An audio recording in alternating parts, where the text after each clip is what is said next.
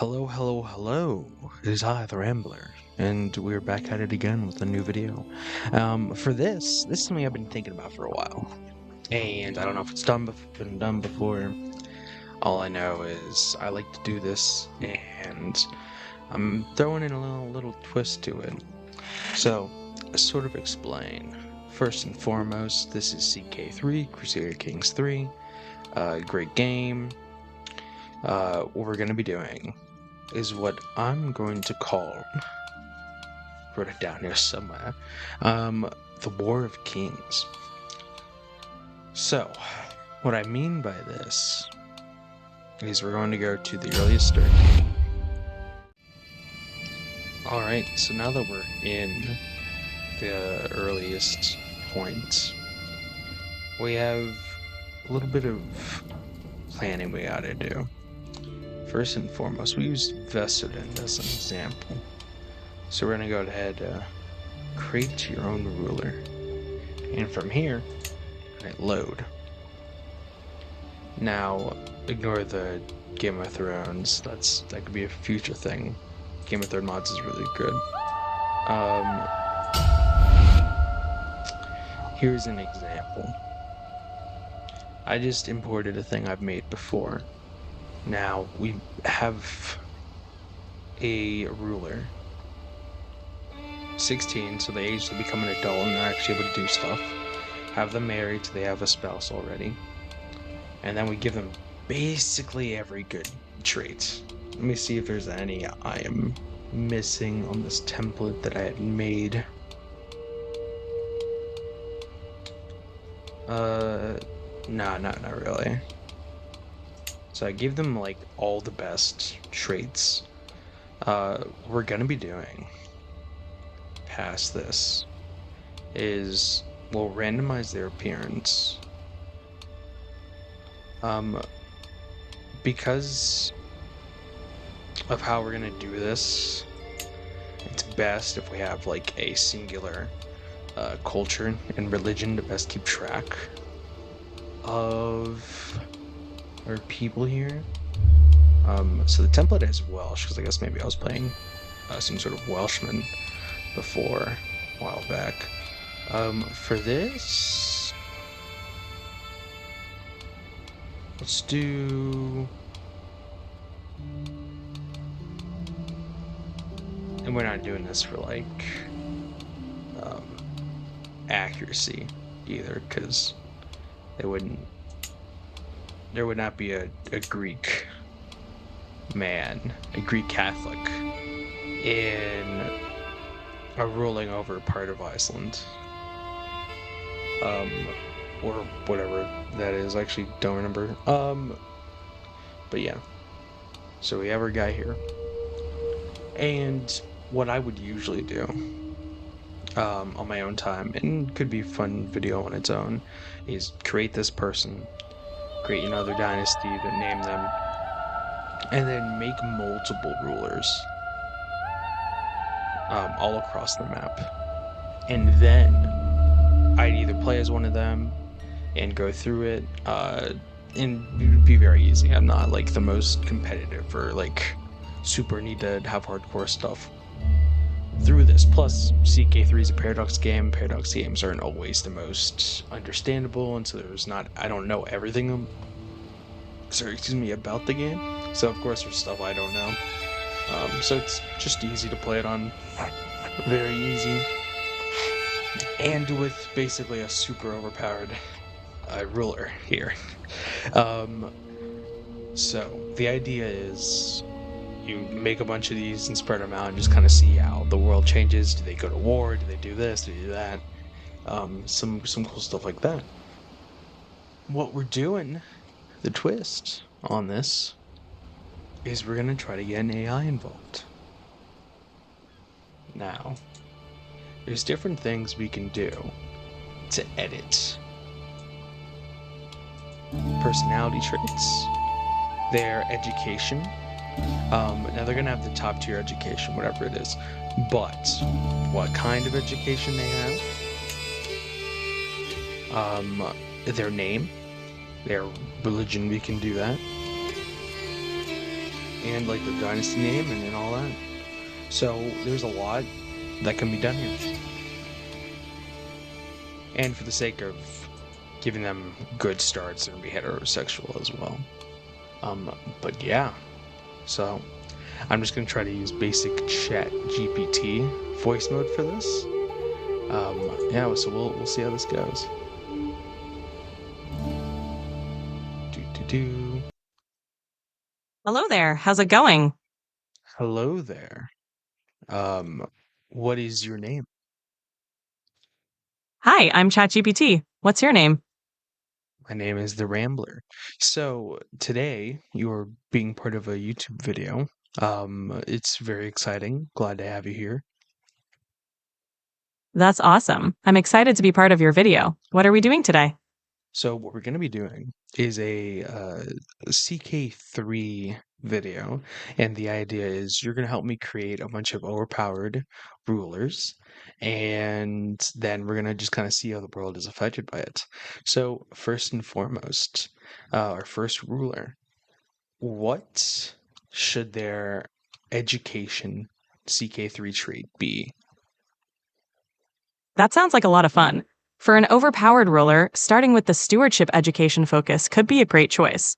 It provides bonuses to managing the realm's economy and can help amass wealth and power quickly. Would you like to go with that, or do you have another focus in mind? No, that is great for the first person.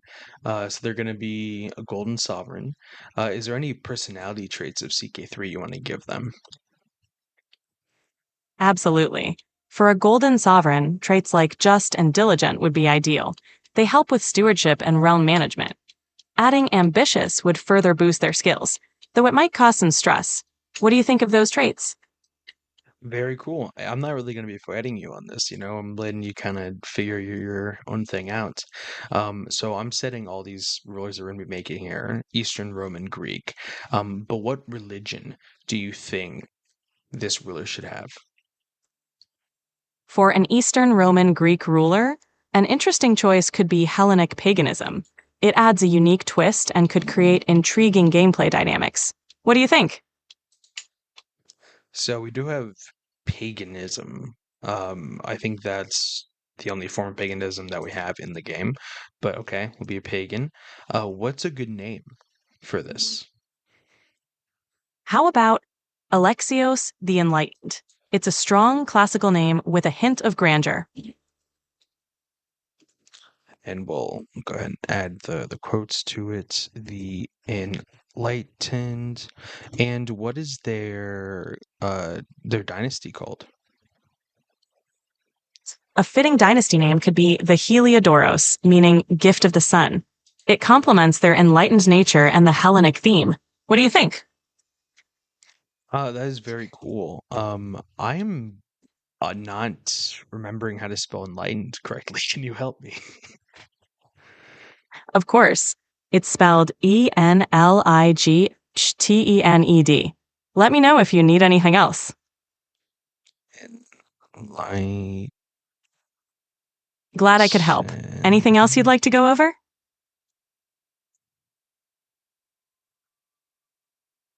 Okay, well, I'll figure that out. But what was the dynasty name? The dynasty name was the Heliodoros. Let me know if you need anything else. That's okay, so that's how I'll spell it. Doesn't have to necessarily be correct. So Alexios Heliodorus the Enlightened. Very cool name. Uh, is there anything of note you think about his looks? Like what kind of hair color, what kind of thing, or just hey, hit random? For an overpowered ruler like Alexios, a regal appearance might be fitting. Think dark wavy hair, a well-groomed beard, and piercing eyes. But random can work well too. It's really up to you.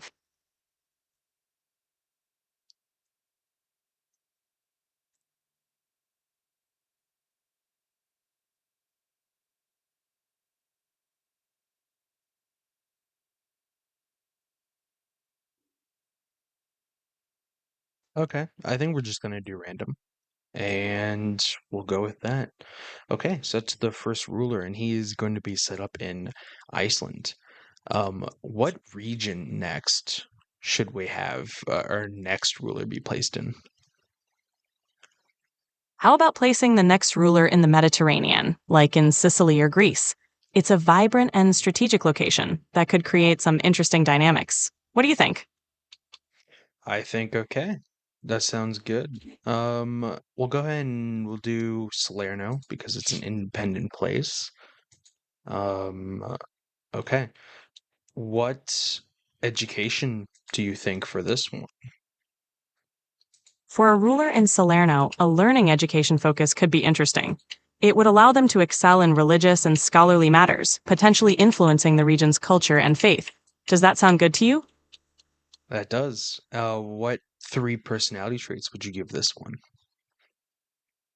Let's go with wise, to reflect their scholarly nature, patient, for a calm and thoughtful demeanor, and zealous, to emphasize their devotion and potential influence on religious matters. How does that sound?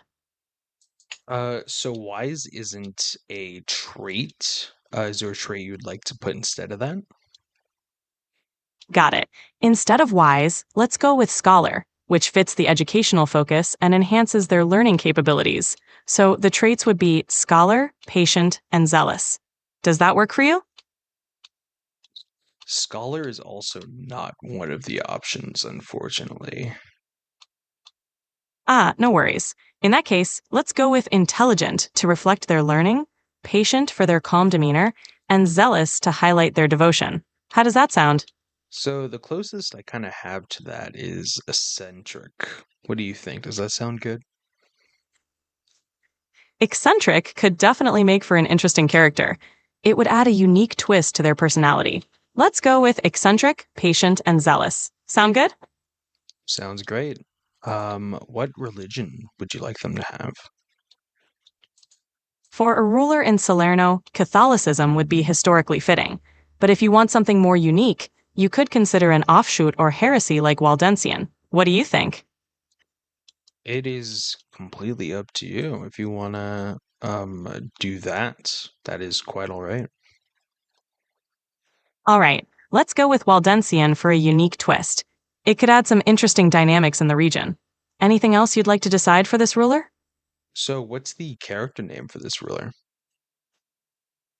How about naming them Leonardo the Scholarly? It's a strong, classic name that reflects their intellectual nature. Does that work for you?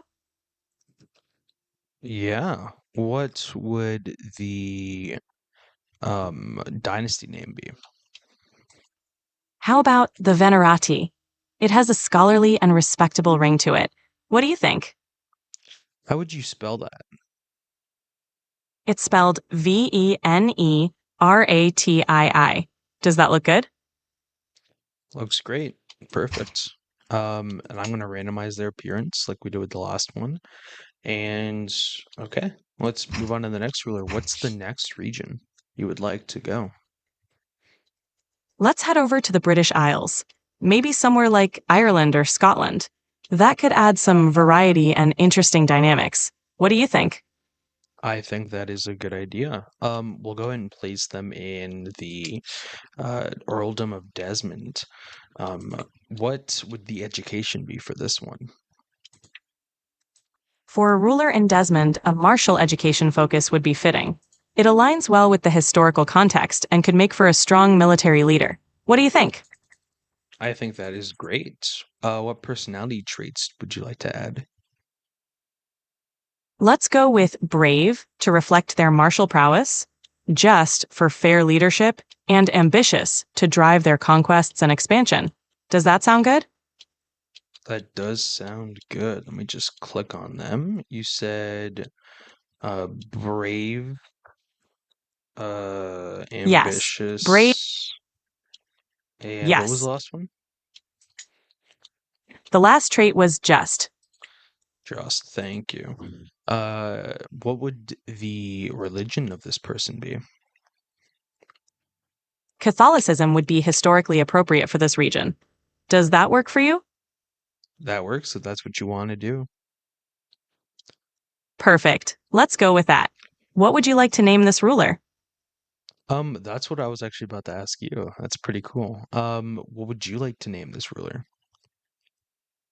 How about Conall the Valiant? It has a strong and noble ring to it. What do you think? The Valiant. Very cool. And what would you like for the dynasty name to be? How about the McTavish clan? It has a traditional Scottish feel to it. Does that sound good? Very cool. Glad. And yeah, I mean, I think that's it for this character. In total, we're gonna do five. So what's the next region you would like to do? Let's head over to the Iberian Peninsula, maybe in the Kingdom of Leon or Castile. It could add some interesting variety. What do you think? So what we do have Navarra. So Navarra would probably be an interesting place to place them. Would that be okay? Navarra sounds great. It's definitely an interesting and strategic location. What education focus would you like for this ruler? That is up to you, but considering what we've used, either diplomatic or um, intrigue. Let's go with a diplomatic education focus. It could be interesting for navigating the complex political landscape of the region. What do you think? I think that is smart. What religion should this person have? Catholicism would be historically appropriate for Navarra. Does that work for you? Again, yeah, if you want to do it that way, we absolutely can. Great. We'll stick with Catholicism. What traits would you like for this diplomatic ruler? Well, that is up to you. So what traits would you like for this ruler? Let's go with charismatic negotiator for their diplomatic skills, gregarious to reflect their sociable nature, and just for fair and balanced leadership. How does that sound? Um, so I do have Justin Gregarious. What did you want for the first one? Let's go with diplomat to highlight their diplomatic skills. Does that work for you? So diplomat isn't a trait, but there is things like fickle, deceitful, arrogant, patient, calm, generous, temperate. Temperate sounds like a great choice. So the traits will be I'm sorry, but you've hit the monthly limit for advanced voice. You can switch to standard now to keep chatting. Yeah, so we're gonna go ahead and switch to standard. I wasn't sure when that was gonna run out, or really what the necessary difference is, but we'll see. Hello. Hello. Sounds like you're experimenting with something. What are you testing out? Well, that was something for the audience. Are you aware of what we've been discussing? Yeah, you've been creating rulers for Crusader Kings III, picking traits, religions, and dynasty names for different regions. Right now, we're working on a Navarre ruler with a diplomatic focus. What's next?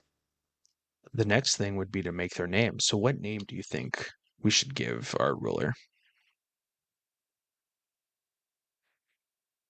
How about Sancho the Silver-Tongued? It fits the region and highlights their diplomatic skills. What do you think? I think that is great. What would their dynasty name be? Glad you like it. For the dynasty name, how about De Oro Plata? It combines oro, gold, and plata, silver, symbolizing both wealth and the ruler's silver-tongued diplomacy. Does that sound good? So would you like it to be one word or two words?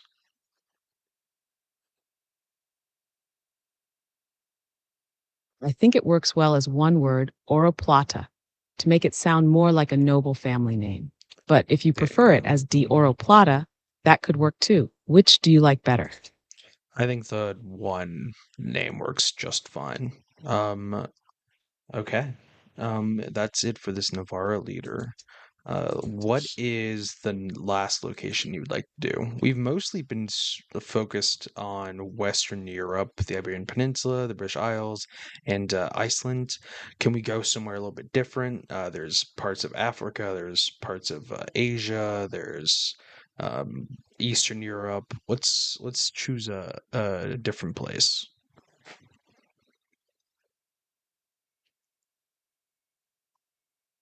Great idea. Let's switch things up and go somewhere like the Mongol steppe. It would be interesting to create a ruler in the heart of the nomadic world, maybe a fierce Khan or a cunning strategist. What do you think? I think that is a very interesting thing to do. We'll go ahead and set them up in the chieftain of Kotera. Um, so they're gonna have to be, just to make this a little interesting. They're going to be a conniving puppet master, so the 5 stars of the intrigue education line. What will the 3 personality traits be?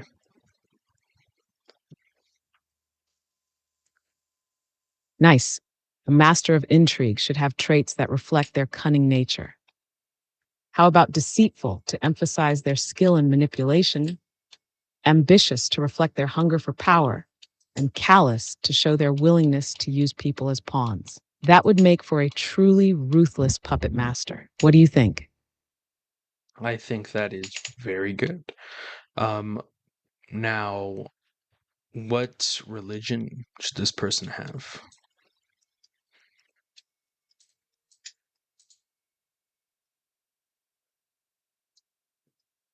Since they're a manipulative puppet master in the Mongol steppe, we could go with Tengrism for a traditional nomadic faith, or we could make things even more interesting by having them follow Nestorian Christianity, which had a historical presence in the region and could create unique political opportunities. Would you prefer something classic or something unexpected? So I don't see that form of Christianity underneath the traits, and I feel like the other one that you described is a thing. I just don't know where. Tengrism. Okay, I found it. So, what name should this person have? Yeah, Tengrism is the traditional nomadic faith of the Mongols, focused on sky worship and shamanism. It fits really well for a steppe ruler. Do you want to stick with that, or are you thinking of trying something different? I think that works. Let's move on to the name. What should the character's name be?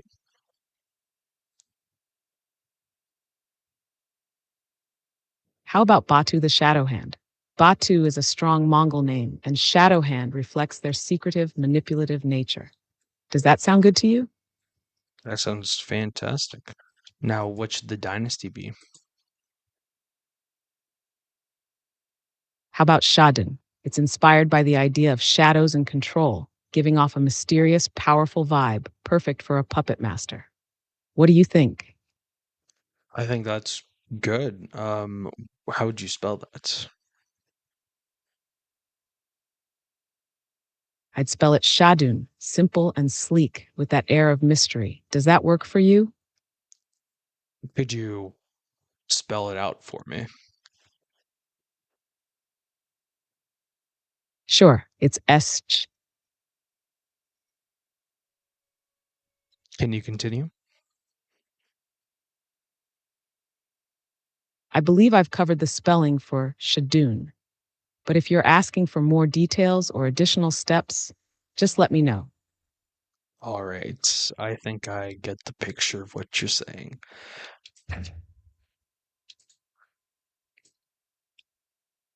Great. Sounds like we've got everything set for Batu, the shadow hand of the Shadun dynasty. If you need help with anything else, feel free to ask. So that's it for Batu the Shadow Hand. Um, you know what? Let's go ahead and put a 6th person in while we're at it. Somewhere we haven't gone to before. Um, where would you like this last final ruler to be?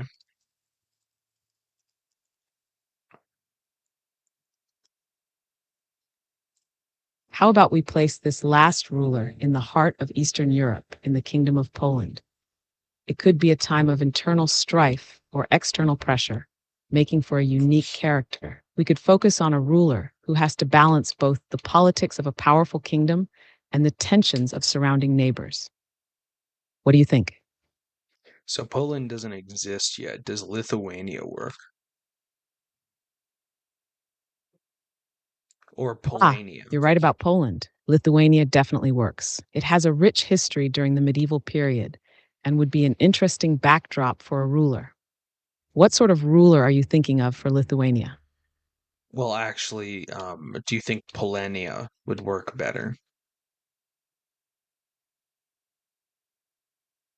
Polania sounds intriguing. It's a bit of a creative take on what could have been a precursor or even a rival to Poland. It gives a lot of flexibility for world building. If you're aiming for something unique with a strong foundation, Polania could definitely work. What kind of ruler would you like for this kingdom? Well, that's what we're gonna figure out together. So, what trait out of the 5 would you like this ruler to have?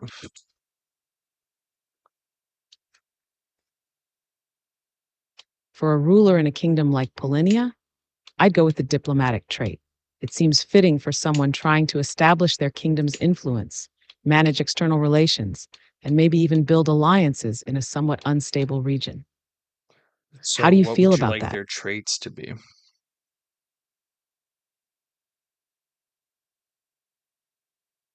For Polania, a ruler with diplomatic prowess could be best suited to these traits.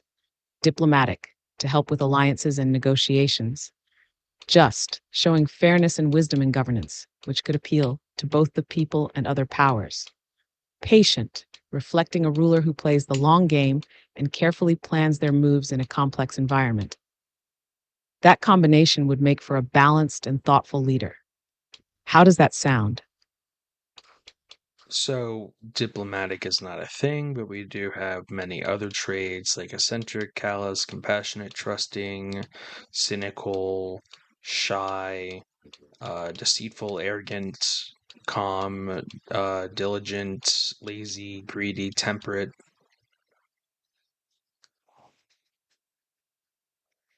Got it.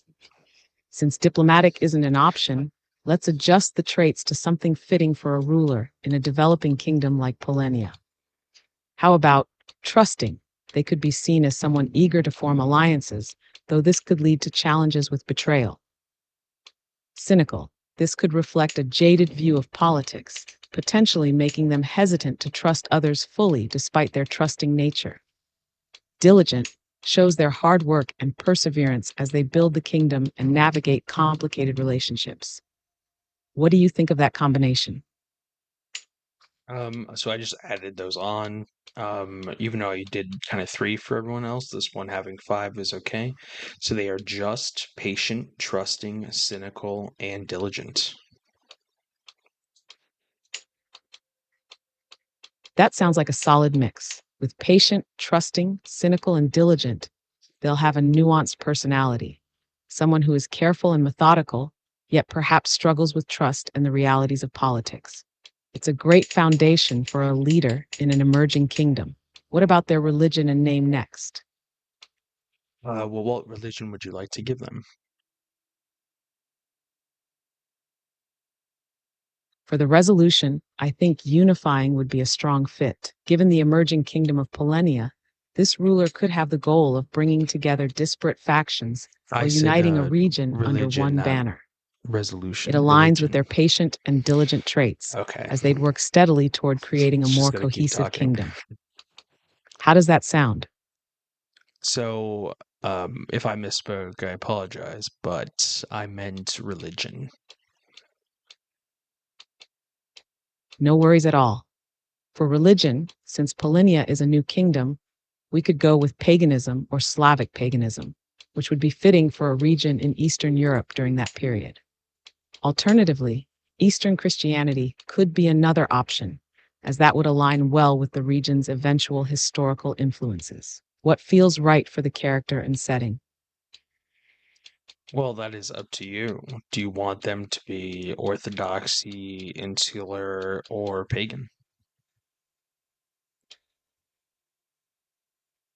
Let's go with orthodoxy.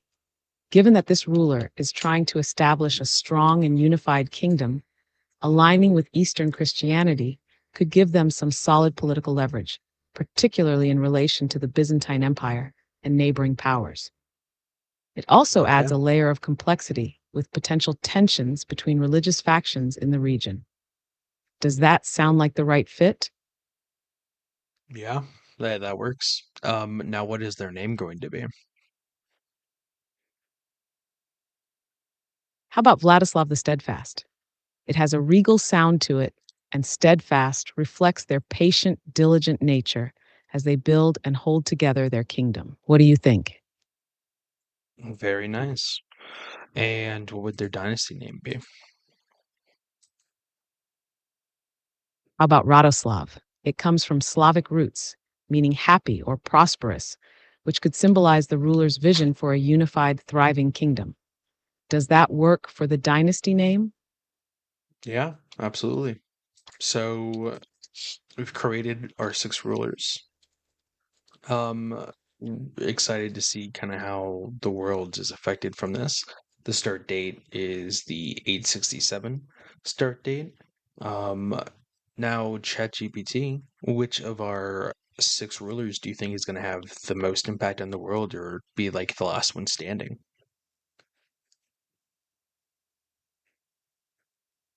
I'm excited to see how these rulers shape the world too.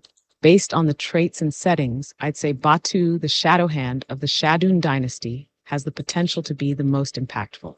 His conniving nature, focus on intrigue, and mastery of manipulation could allow him to outmaneuver rivals, control powerful factions, and even potentially expand his influence through diplomacy or sabotage. His ability to play people like puppets makes him a dangerous, long-lasting force. That said, Vladislav the Steadfast of Polenia could also be a serious contender, depending on how well they can navigate the challenges of establishing their kingdom. If they can unify their people under orthodoxy and play the long game, they might eventually rival more established powers in the region. What do you think? Who are you most excited to see in action? So your two picks of Vladislav and Batu are pretty interesting, I think. I think Batu is definitely the most interesting because they're the one you've kind of designed to be the most, I guess, power hungry or problematic as an aggressor. I think I mean, it's hard to say. I mean, to go against what you think. I think Navarra might be interesting though.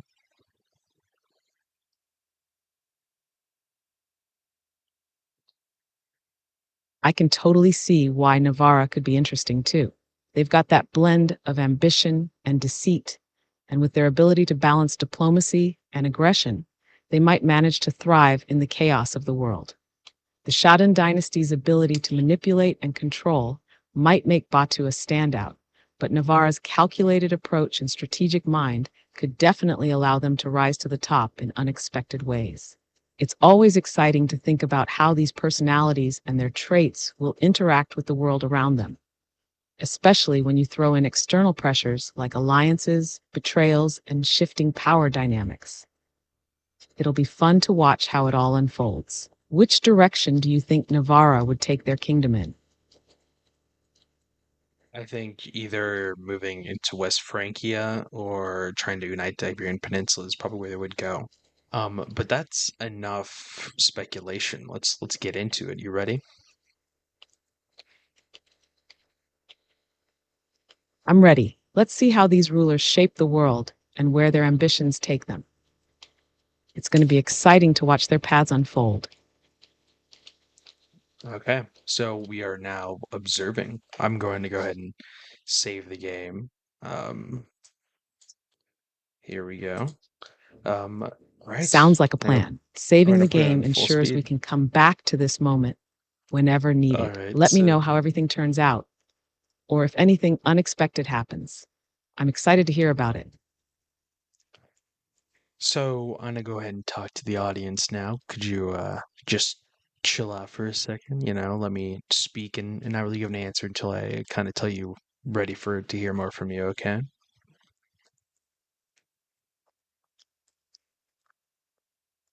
Got it. I'll be here when you're ready for me to jump back in. Take your time. So guys, we are now starting this. We're going to put on a 5 speed. We're going to kind of see how things develop, and I will go ahead and I guess do color commentary along with my partner here, ChatGPT. So we'll see how this goes. Yeah, let's go ahead and get started. I'm ready. Let's see how this all unfolds. I'm excited to watch the world come to life and how these rulers make their mark. So which of these rulers do you think is going to have the earliest success?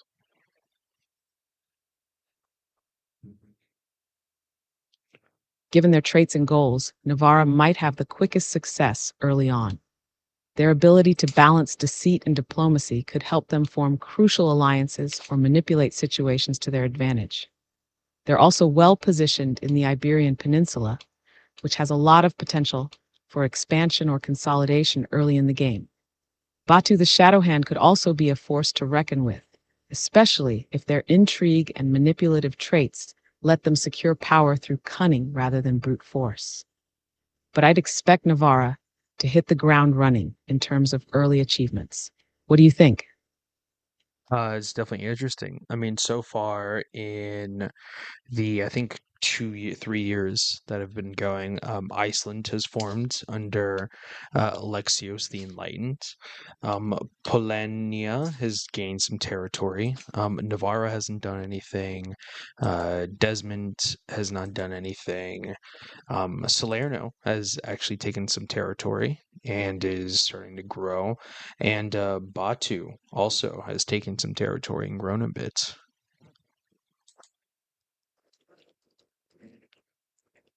That's fascinating. It sounds like we're already seeing some interesting shifts. Iceland under Alexios the Enlightened might be a wild card, as that could be a great base for expanding into surrounding territories, especially if they manage to remain stable. Polonia grabbing some territory shows Vladislav the Steadfast is staying patient, but they'll need to strike at the right moment to really build on that momentum. Batu seems to be on the move as expected, using their manipulative tactics to carve out space, but Salerno expanding is quite interesting. Their growth could potentially destabilize the region, and if they continue their momentum, they might surprise everyone. Navarra's lack of immediate action is intriguing, though. Maybe they're building up strength in the background, waiting for the perfect moment to strike. It could be that they're focusing on diplomacy or just biding their time. Does anything stand out to you with the way things are playing out so far? I just kind of see they're slowly gaining territory, is what it looks like. Desmond under Conrad the Valiant has turned into Munster, which is interesting. That's a pretty significant shift. Desmond under Conrad the Valiant turning into Munster is definitely a move to keep an eye on. Gaining that kind of land early can set them up for further expansion or position them as a regional powerhouse. Their name alone suggests they're taking bold, perhaps even valiant steps to solidify their place. It's interesting that Navarra and Salerno are taking a more gradual approach to expansion, while Batu and Conrad are showing more aggression. Could the quieter approaches of Navarra and Salerno be part of a larger strategy? Maybe they're waiting for the right moment to strike, or watching how the others grow before deciding their next move. What do you think? Is the slow growth by some of the rulers setting up for something big later? No, I think it's just the pressure from the areas not allowing them to do fully what they want. Because the ones who are being really aggressive are actually doing relatively good. Iceland is now fully united under Alexios, which is big deal. Polania, I think, has gained more territory. Navarra is kind of struggling, actually. Um, actually, we're gonna pause. Um, Something big happened in Navarra. Oh, wow, sounds like something major just went down in Navarra. What happened? So Sancho the Silver-Tongued has died. He died at the age of 23. Died of mysterious circumstances, which means he was probably assassinated. He was able to have two heirs, but Navarra is looking like it's going to be like destroyed. So that's a tough break for Sancho and the De Oro Plata. They seem to kind of lost, like, already. I was actually surprised that one of our people lost already. That's a huge twist. Sancho the Silver-Tongue dying so young, especially under mysterious circumstances, is a real game changer for Navarra. It sounds like Batu the Shadow Hand, or perhaps Salerno, might be ready to swoop in and capitalize on this, especially with the Te Oro Prata dynasty's potential instability. It's interesting that Navarra's downfall came so quickly, given that their strategy seemed so well positioned. That sudden loss of leadership could be the opening others were waiting for. How do you think the other rulers will react to this? Will anyone be Well, bold enough to take advantage right away? well, none of the other major rulers are super close to the situation, so they're really not going to be involved in it. Either Asturias or Al-Andalus, the Islamic State, the Umayyad, are going to take it, but Um, yeah, no, it's just interesting though. We'll have to keep our eye out in the other areas to see if any of them died.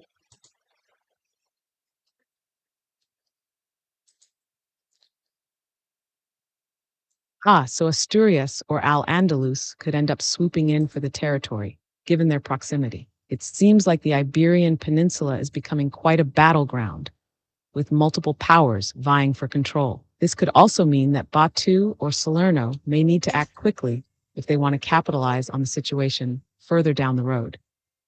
It's definitely an interesting shift in the dynamic. Navarra going down like this opens up a lot of potential for the surrounding factions. Hopefully, Batu and Salerno aren't too distracted by their own agendas to notice this opportunity. I'll be curious to see how the next few years play out. Are you seeing any other notable changes? No, it's just I guess some gradual growth, but we'll go ahead and skip ahead and we'll see how things go. Got it. Let's see how things unfold with the next phase. I'll be here if anything interesting pops up or if you need to discuss the changes.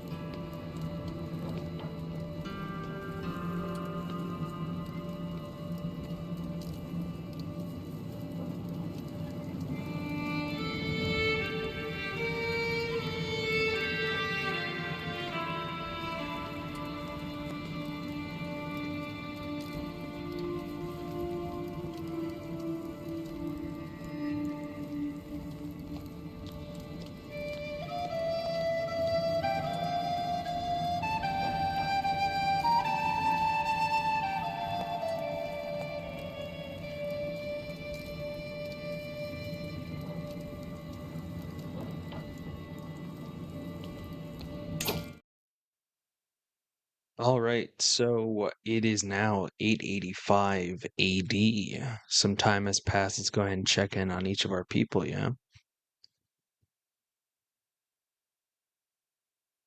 Sounds like you're setting up an introduction for your video. Are you planning to cover their differences, capabilities, or maybe speculate on future advancements? Well, this isn't an introduction. We're just kind of going over what we've had here. The Iceland ruler, uh, High Chieftain Alexios the Enlightened of the Heliodoros, is still just in Iceland. They seem to be doing their own thing over there. They haven't expanded, surprisingly. Moving to our Irish friend, he has straight up formed England. King Conrad the Valiant of England, MacTavish. He yeah, he's taken parts of mainland UK territory, or I guess it hasn't touched the Wales, sort of central British Isles here, and half of Ireland. Has left Alba alone. What do you think so far?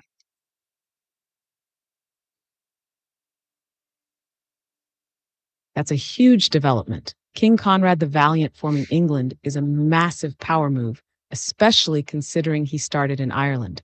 It's interesting that he's left Alba alone. Maybe he's focusing on consolidating his rule before pushing north. Meanwhile, Alexios staying isolated in Iceland is a bit unexpected. Maybe he's prioritizing stability over expansion. Do you think Conrad will push further into the British Isles, or will he start looking across the Channel? I definitely think it looks like he'll probably come after the rest of the British Isles, but he may also go for different parts of Western Europe as well. Looking at Navarra, so we already know that they sort of lost because their main person was assassinated or died at least. This despot Sancho the Silver-Tongued of De Oro Plata died mysteriously at the age of 23. His son is now officially 16, and he's called Despot Heraclius the Shrewd of Navarra. He is just a small territory, but he's kind of coming back into the game, I guess. So we'll see. We'll have to see how he expands. Back in Salerno, they have formed Sicily, and it's all in mainland southern Italy, surprisingly. Um, Looking at it, he's almost taken all of South Italy, and will probably keep expanding, I imagine. And did they actually take over? I think he might have taken the Papal States. Yeah, I think he did. Yeah, he took the Vatican.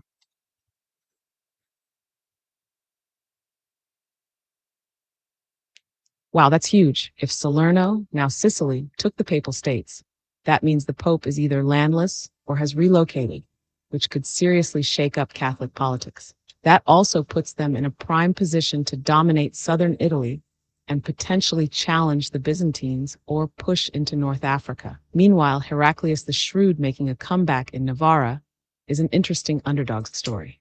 If he plays his cards right, he might be able to reclaim some lost ground.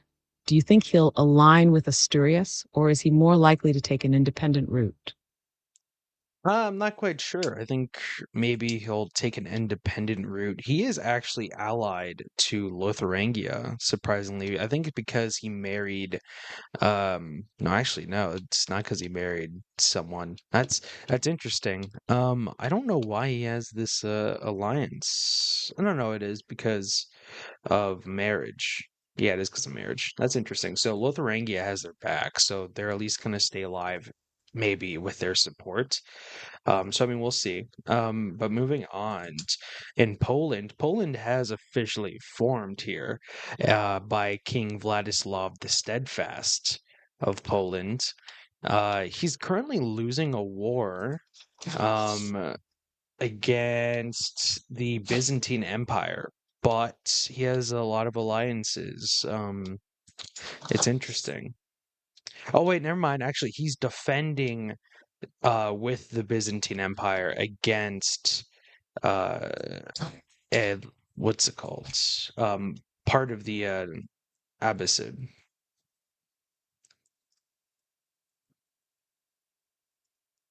That makes a lot more sense. If he's allied with the Byzantines, that means he's playing a strong diplomatic game, even if he's in a tough war. If Poland can survive this conflict and hold its ground, that alliance could be a game changer, especially if it leads to further expansion into Eastern Europe or even involvement in Byzantine affairs. With Lotharingia backing Navarra and the Byzantines supporting Poland, it's interesting to see these rulers forming strong ties with major powers. Do you think Poland has the strength to push back the Abbasids, or is this war looking grim? Well, it seems to be that they're losing, and Poland's kind of far away from the fight, so I don't think they're having the most impact on it. So they'll probably lose that, but I don't think it'll be heavily impacting them. I think they'll be able to survive it for sure. But moving on to our last ruler, King Batu, the Shadow Hand of Buryatia.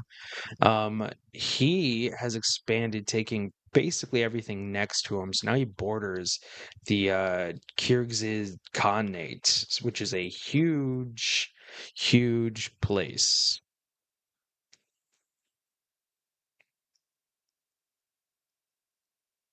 Batu's growth is impressive, but that new border with the Kyrgyz Khanate could be a problem. If they see him as a threat, he might be facing a major war soon. On the other hand, if he can strike first or make smart alliances, he might have a shot at taking even more land.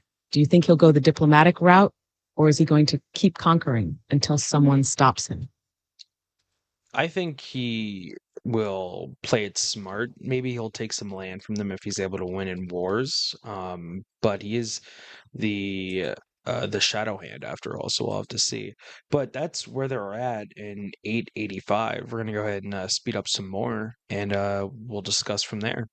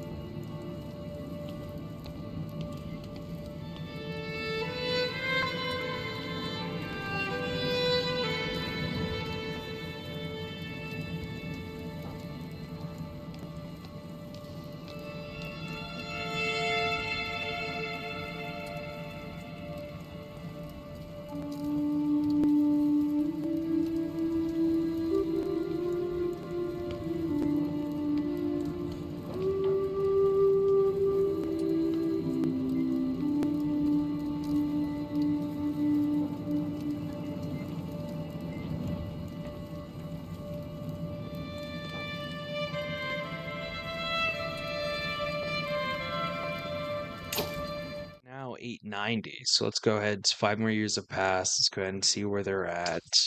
Iceland is still doing their thing. Really just kind of sitting back, letting the rest of the world do what they want, which I expected them to be a little bit more, since he's a righteous zealot, to be involved more, but no, I guess not. England has taken more of the south part of like where Wessex is usually, making their land even more. Hasn't really gone past that. They've kind of been just fighting around. They're currently at war, uh, defending against. Oh, never mind. Someone is currently rebelling against him, and he's dealing with that. Conrad the Valiant. That makes sense. Once a ruler consolidates power, they usually have to deal with internal stability before expanding further. If he's got vassals rebelling, that could slow him down quite a bit. If he gets that under control, though, I imagine he'll turn his sights on the rest of the British Isles. Do you think he'll eventually try to push into mainland Europe, or will he just focus on unifying the Isles? Well, for some reason, Lithuania has some part of England, a very small sliver, so he may end up fighting parts of Western Europe and taking aspects of that. So, I mean, we'll have to see. Which actually would be interesting because then Navarra would have to get involved. And speaking of Navarra, they are, well, he's had some children now.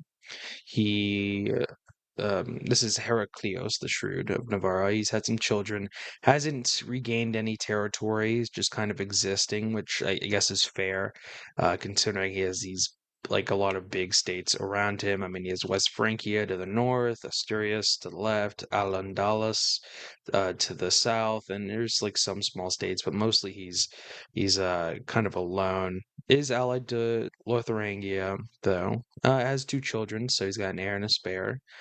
Smart for him.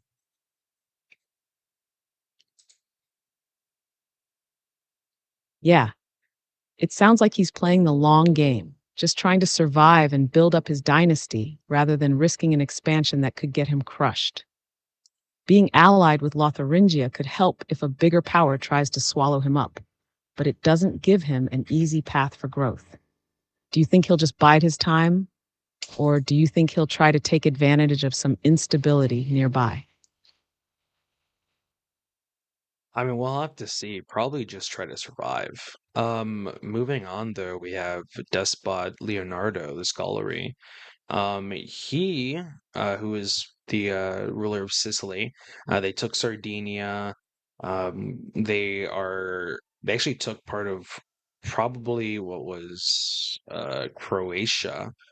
So they're actually not going for the full Italy thing. They're kind of expanding where they want to. They're currently at war, though, with the Emirate of Sicilia and are seemingly trying to take uh, kind of just as a way as that Sicily, just trying to take the rest of the islands off the coast of Italy. Um, yeah. That's an interesting move. Instead of consolidating the peninsula, they're spreading out into the Mediterranean. Maybe they're aiming to dominate the sea rather than trying to challenge the bigger land powers in Italy. Do they have a strong navy, or is this more of an opportunistic land grab? I don't know. I don't know. We'll have to see how they go about doing things. But moving on to King Vladislav the Steadfast of Poland, he's actively at war with a region near him, trying to take it over in a holy war. So it'll be interesting to see. It looks like he's winning that. He is allied with the Byzantines still, and is allied with East Francia. So he's got some decent allies helping him out as well. He's looking like he's going to be slowly expanding with his bigger nations backing him.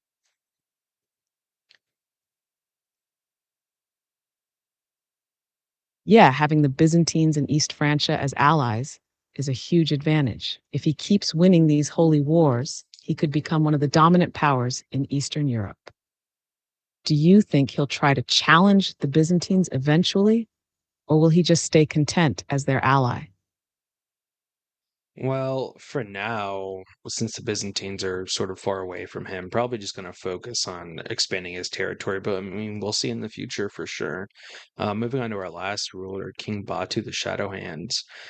He hasn't expanded past the territory he had, but the Khanate that was below him has fully turned into Mongolia. It does seem that their ruler is currently a child. The ruler was froze to death, which is interesting. Maybe the Shadow Hand had something to do with that. Not quite sure.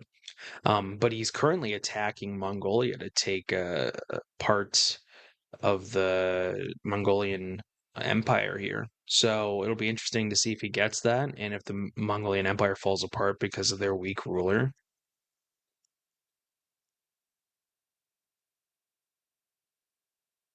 That could be a game changer if Batu manages to break apart Mongolia early on. With a child ruler and Mongolia in turmoil, Batu has a real opportunity to take advantage and expand his power significantly. It could also destabilize the region, giving Batu a chance to consolidate even more territory. Do you think he'll be able to maintain control if he does take those lands, or will the Mongols push back once they stabilize? I mean, it could go either way. I think it's going to be pretty hard to stop him, though, especially if the Mongolians fall apart, which they may or may not, depending on how that goes. But yeah, that's another 5 years. This time we're going to skip ahead by 10 years. So I'll see you then.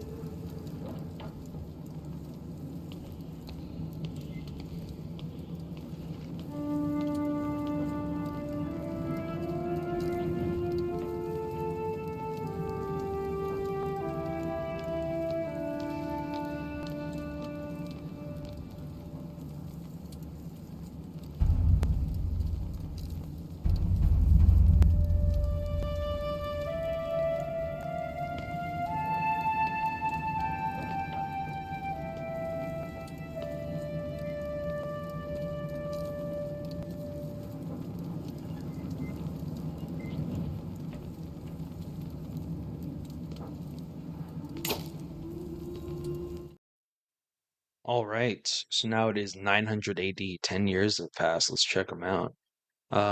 Looking over at Iceland, I mean, still just kind of just sitting there. Has has not expanded at all.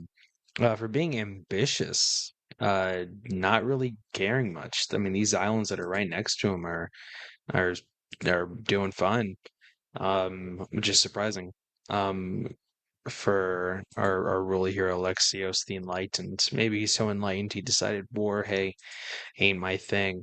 But going down to the British Isles, England is getting bigger thanks to Conrad the Valiant's war efforts, taking even more of England. Still doesn't have the whole thing, but is making good work and actually has taken part of, I want to say Brittany, the county of Leon in Western Europe. So expanded a little bit into Western Europe, but very, very small amounts, but is mostly contending with Alba in the British Isles.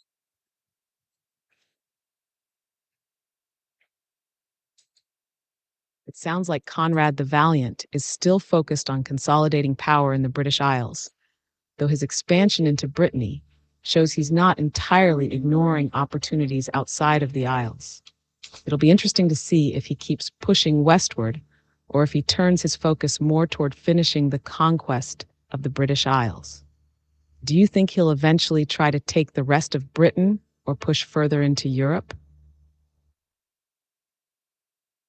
Definitely taken more of I think both, very much both. What did you think about High Chieftain Alexios the Enlightened?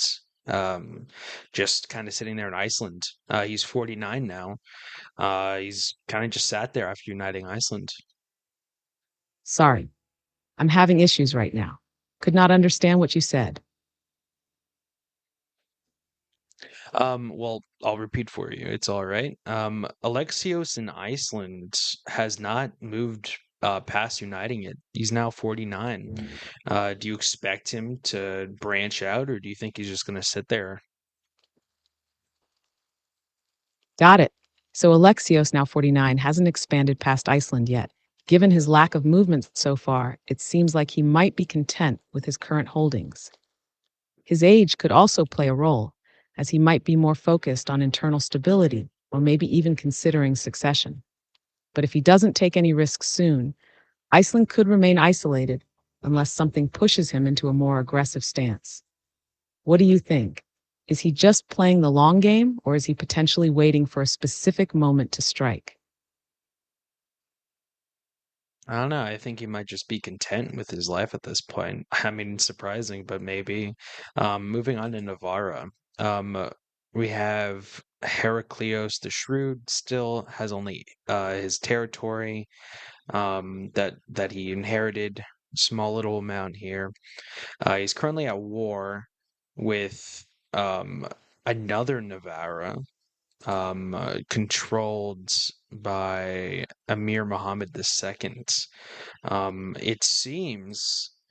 Oh, that was territory of Navarra, but it's actually part of a new Islamic state that's split from Al-Adanis, Zensir, and they're defending. So this could be the end for the De Oro Plata having territory. We'll have to see.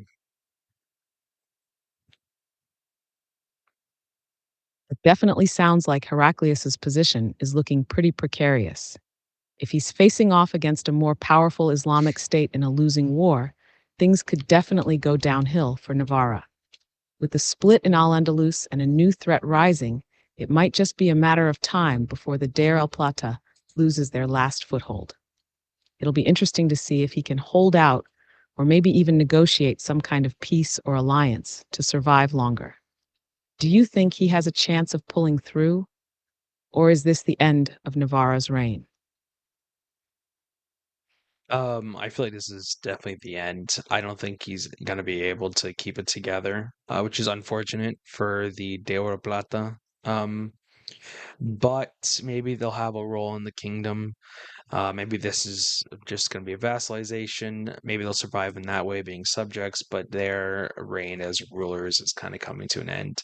But moving on back to Sicily, which seems to have expanded more into the Mediterranean, but still very much has a presence in southern Italy, almost having entire part of southern Italy. They're currently at war uh, against the Byzantine Empire, surprisingly, and they're winning. This is to get kind of the last bit of territory that the Byzantines have in southern Italy. So if they win that, I mean, that's a pretty big deal for them.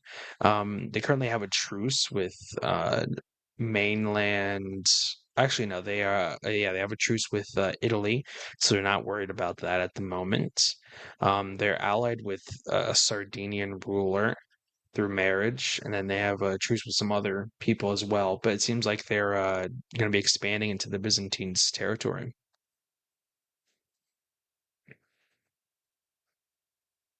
That could be a huge moment for Sicily. Taking that last piece of southern Italy from the Byzantines would solidify their control over the region and give them a powerful foothold in the Mediterranean.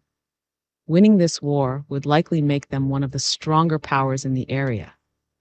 It's interesting that they're allied with a Sardinian ruler, so they may have more support than expected for future expansion. The truce with Italy also buys them some breathing room.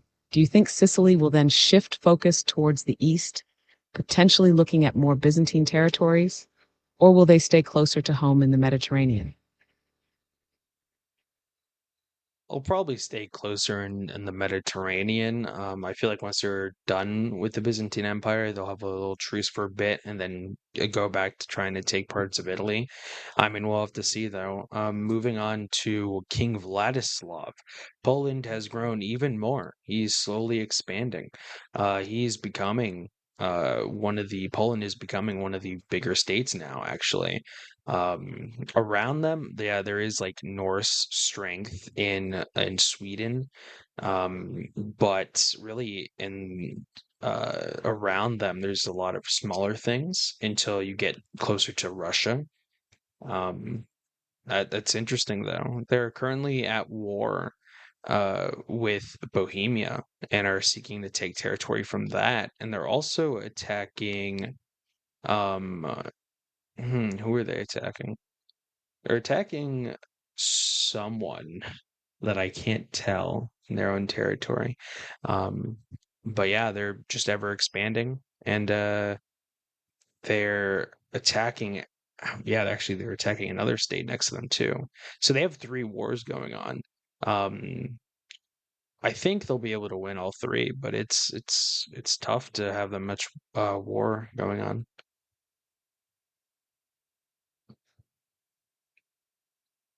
Poland's expansion is impressive. Managing 3 wars at once shows they're growing stronger, especially with their strong alliances.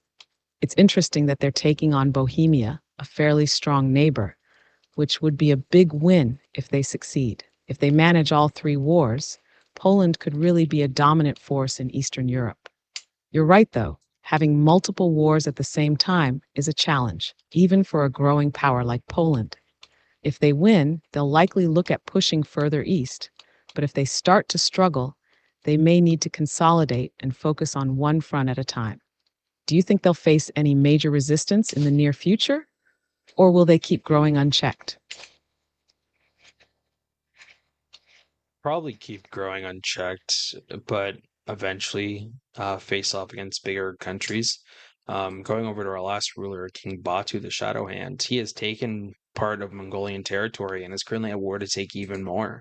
The Mongolian ruler has reached adulthood, keeping the empire together, but it does seem like they're going to be losing a decent part of their empire. So that's going to be interesting to see if Mongolia can survive just this sort of onslaught that they're experiencing against King Batu. It sounds like King Batu is making significant strides in carving out more territory for himself. Mongolia might have a tough time holding on, especially with the Shadow Hand steadily chipping away at its land. If Batu succeeds in further weakening Mongolia, he could emerge as a major force in the region. The fact that the Mongolian ruler is only now reaching adulthood could be a disadvantage for them, as they might struggle to stabilize things while facing a strong, aggressive neighbor. Do you think Batu will push to fully conquer Mongolia? Or might he stop once he's taken a significant chunk of their territory? I think Batu is very much going after all of Mongolia and probably even farther. But this is where they're at after 10 years. We're going to do another speeding up of 10 years, and then we'll see how they're doing from that point.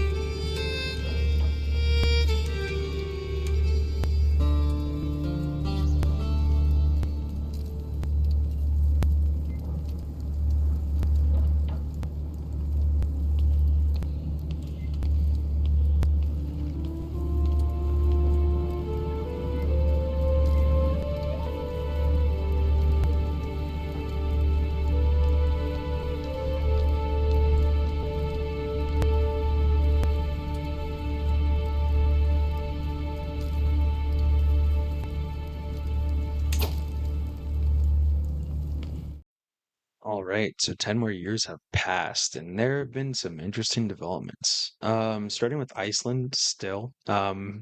Alexios the Enlightened, the age of 59, is just chilling in Iceland. I mean, we'll see if that ends up hurting him later.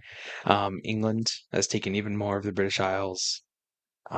Still, their main contender is against Alba.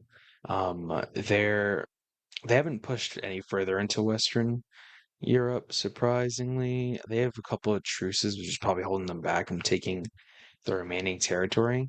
I mean, in the British Isles, there's really only Alba and a place in Ireland called Connacht. But besides that, Conrad the Valiant seems to be owning the British Isles now. Seems like Alexios's laid-back approach is still holding in Iceland, but I agree that it might catch up to him eventually.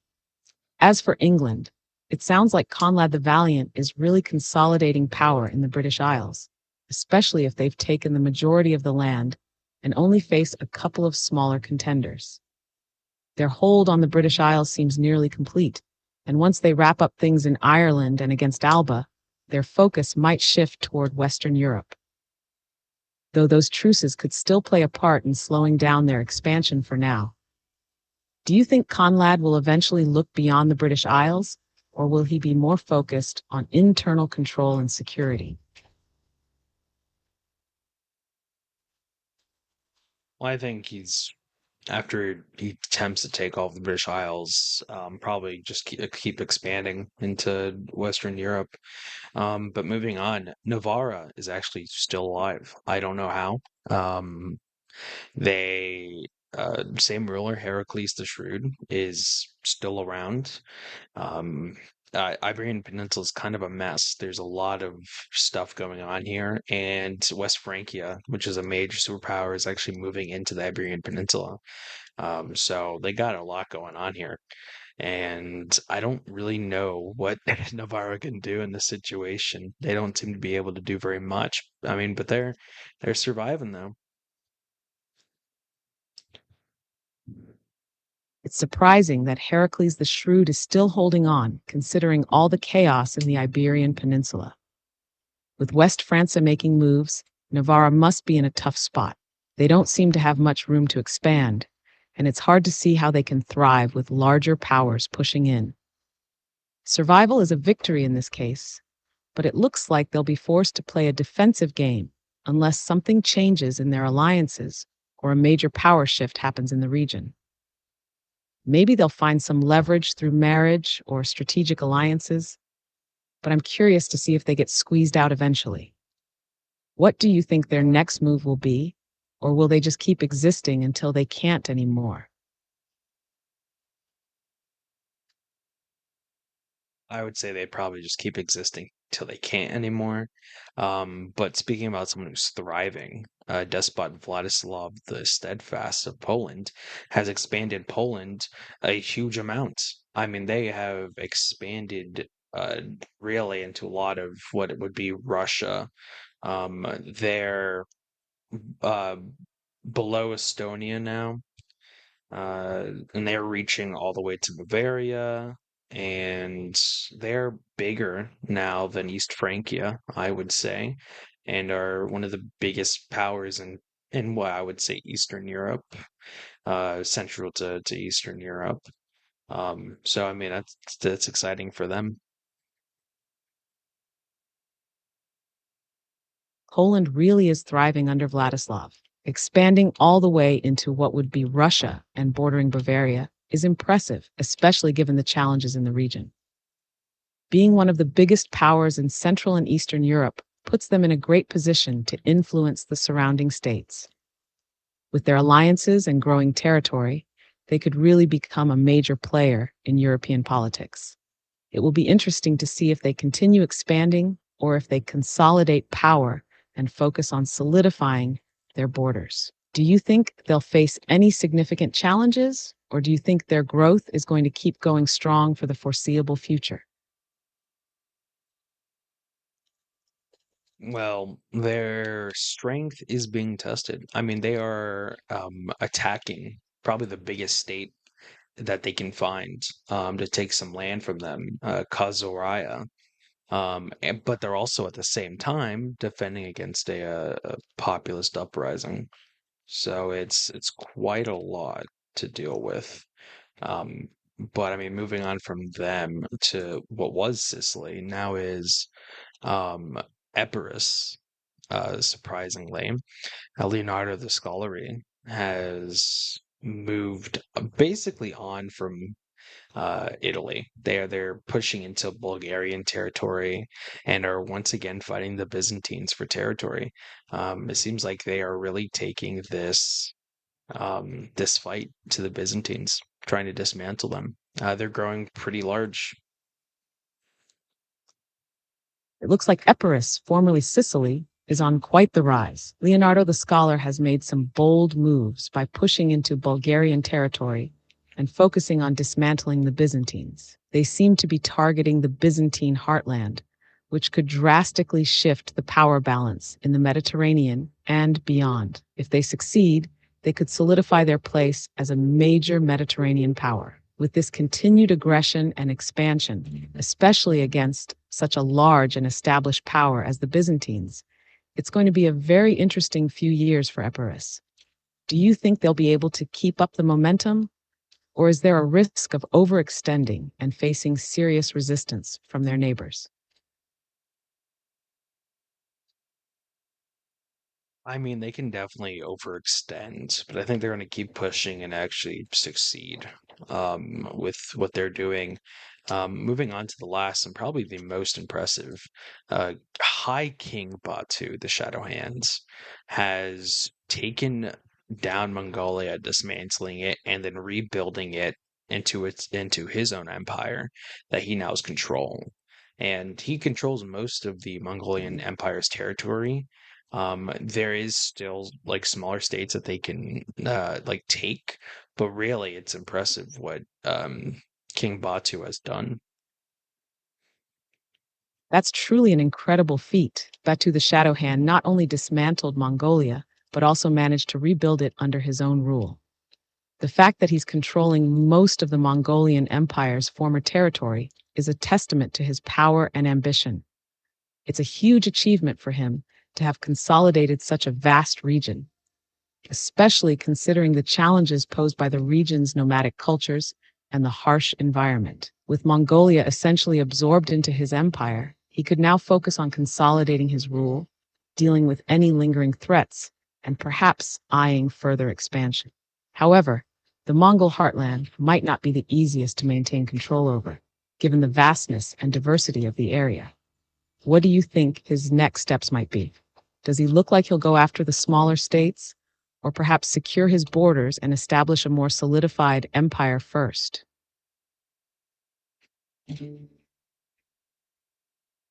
Well, it seems that he is focused on expanding as like anywhere he can. So he's attacking in place. It's not going super well for him, but we'll see ultimately how that goes. But now we're going to do the biggest jump we have. We're going to do 20 years, and then we'll see how that goes.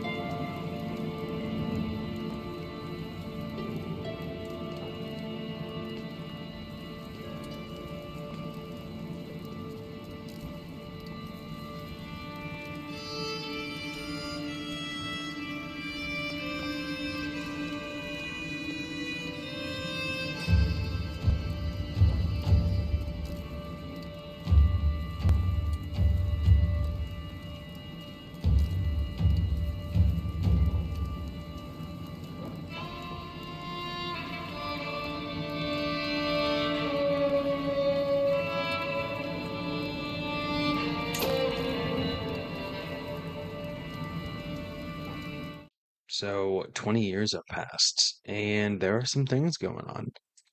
Over in Iceland here, it seems High Chieftain Alexios the Enlightened died at the age of 78 in 929. So he died like a year ago.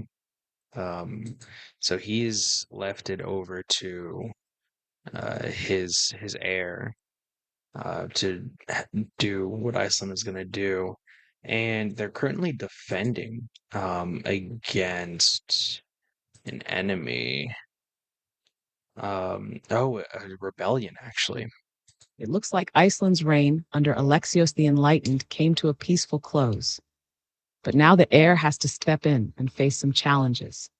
Defending against an enemy, right after inheriting the throne, might be a test of their leadership. Do you think Iceland's new ruler will take a more active role and try to expand or just focus on holding what's left of their territory? How are things looking for the enemy they're defending against?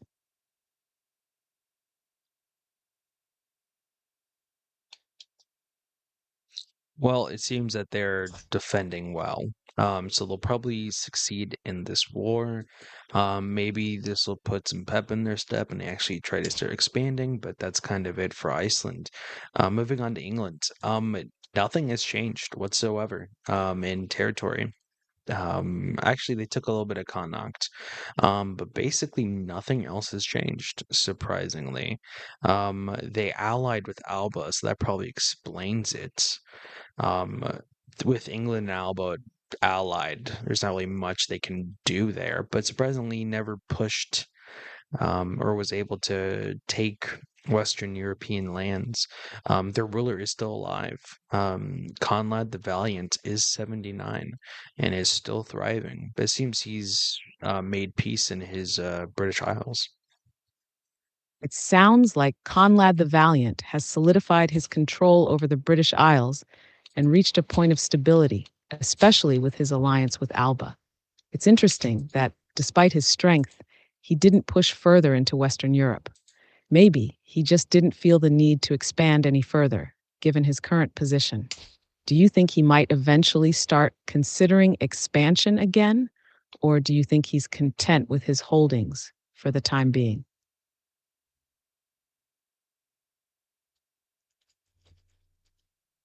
It seems that in his old age, he has become more content. But surprisingly, Navarra has actually gained two more counties.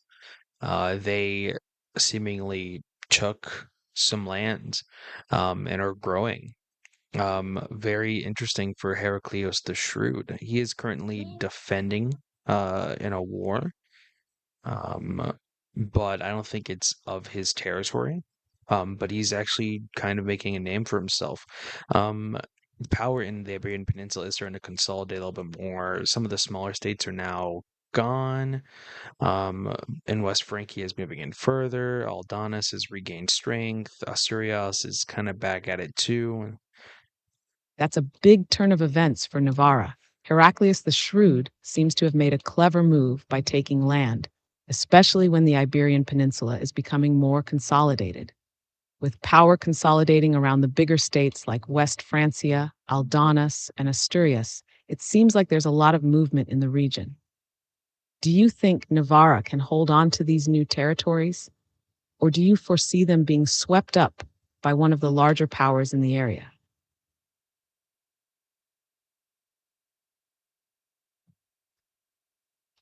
Well, for them, they are allied with West Francia. So they seem to have latched themselves onto probably the biggest power in the region, which has helped them regain territory.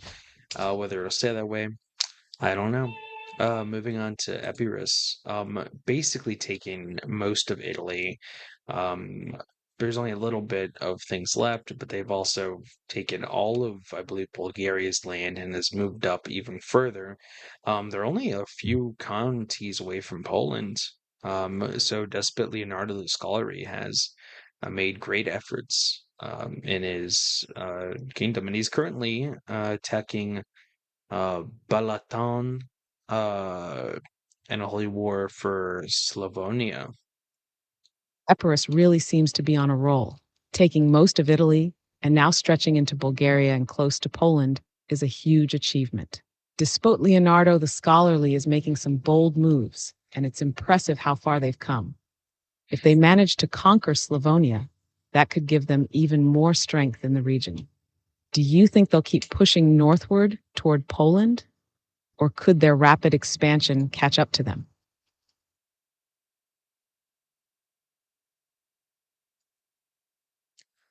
I mean, they seem to, at the moment, be trucing out with people that they've gone to war with and taken territory. But as soon as those truces are up, they're going to keep going after them. So we'll see. They'll probably expand as much as they can in any direction.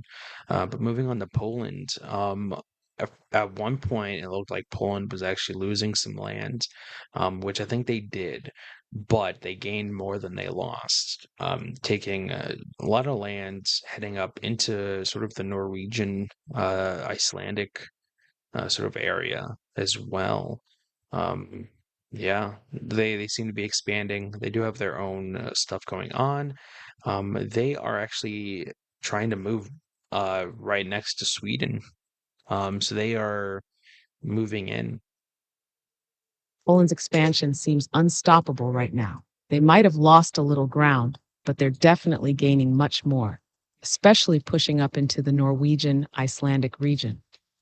Moving next to Sweden is a huge step, though it could mean a bigger clash down the line, especially since Sweden's Norse strength could present some serious competition.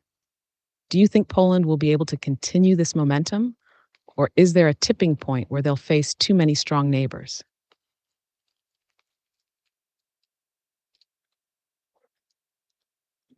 I think they might be reaching a tipping point, but I think they'll be able to keep strong at least for a little bit longer. Um, Now, Got it? What's next on your mind? but last but not least, King Batu the Shadowhand has expanded his Mongolian. Ah, you're talking about the King Mongolian Batu Empire, the or a Shadowhand specific has ruler expanded related even to it. more of Could you Mongolia. clarify what's going on with the Mongolian situation?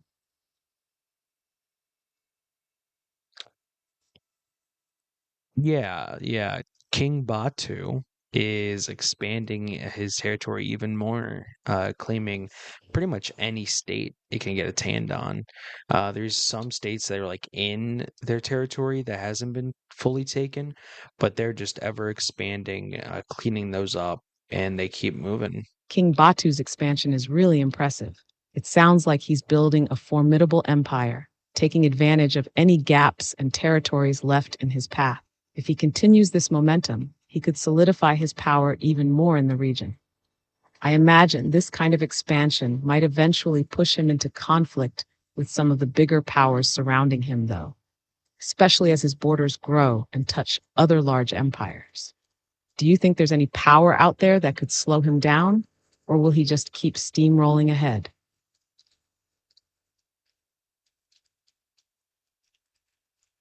It seems like he's going to keep steamrolling until somebody steps up. I mean, we'll see. Now we're gonna skip ahead 30 years, and we'll see how that goes.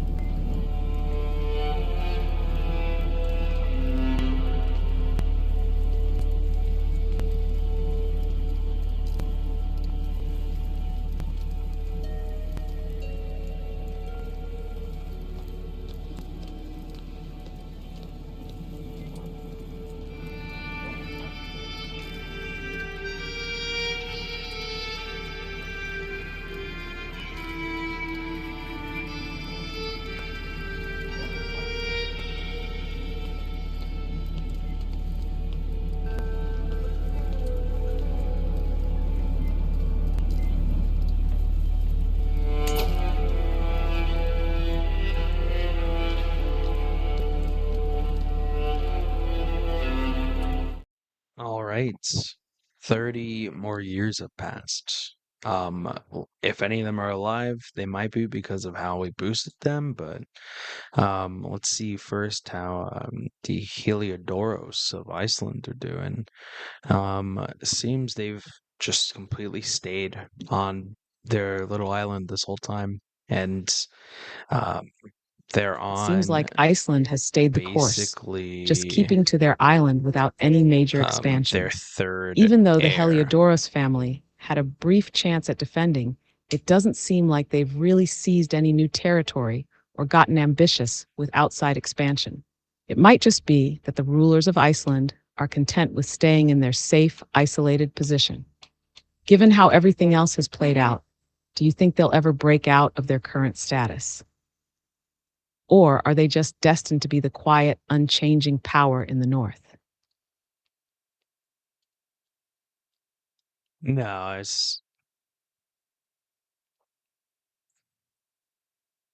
definitely the second. They don't seem to be really doing much at all, which is surprising, like I've been saying.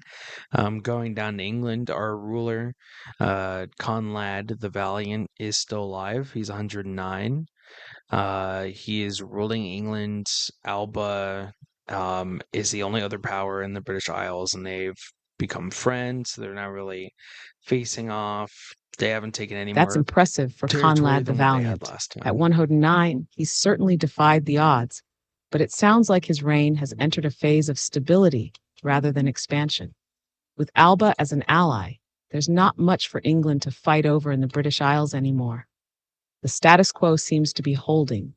So the question is whether Conrad's heirs will keep up this peace or eventually feel the urge to push for more, especially with other powers growing in strength. Do you think his successor might break from this quiet era and look for more opportunities, or will they be content maintaining the alliance with Alba?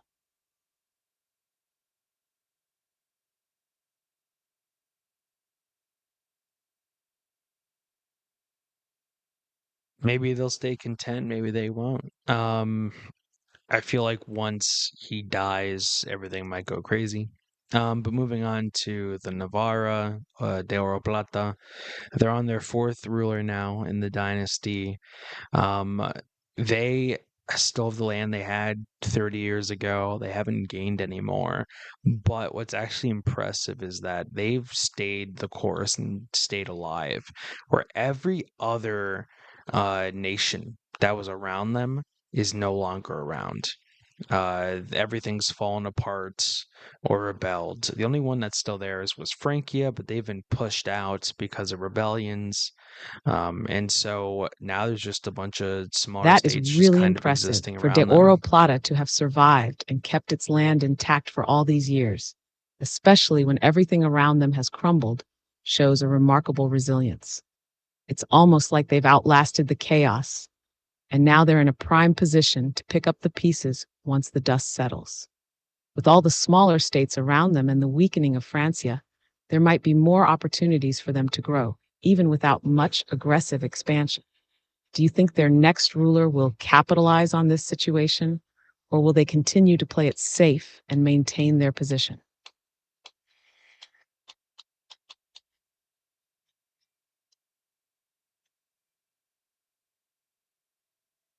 Well, it seems they've allied with a lot of areas around them, so they have that kind of going for them, but also that prevents them from attacking a bunch.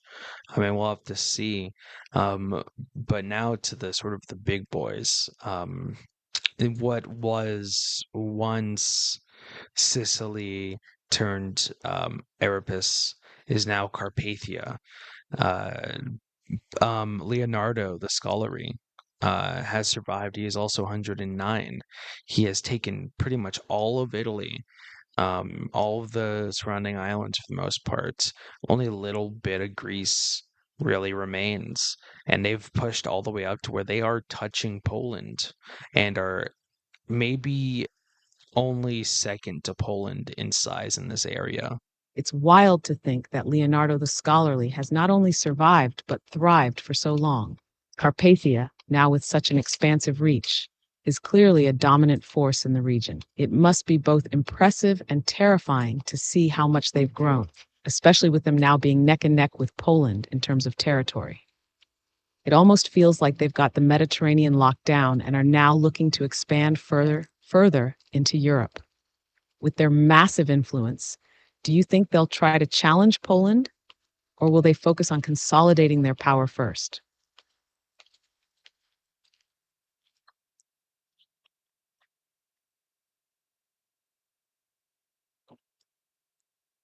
Well, it seems they are challenging Poland. They're actually heavily winning a war to take a duchy from them.